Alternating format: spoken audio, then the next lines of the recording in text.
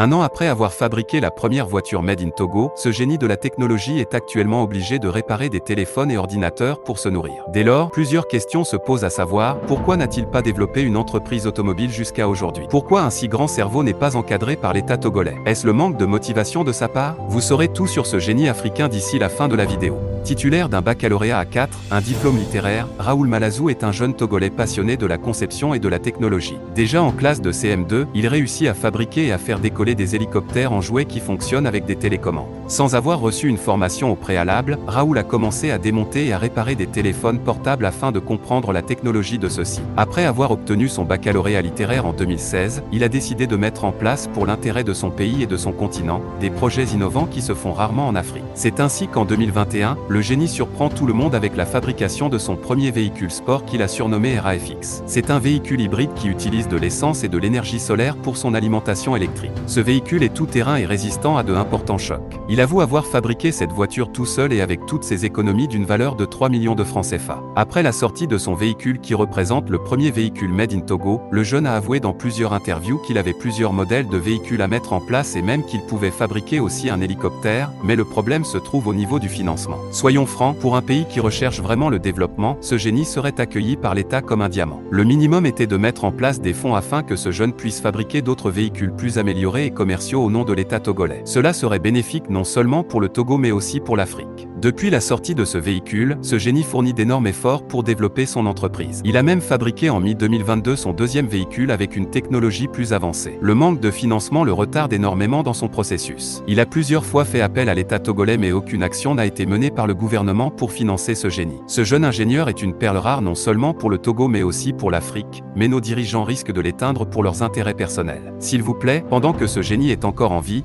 partageons au maximum la vidéo en espérant qu'il trouve une source de financement pour ses incroyables projets.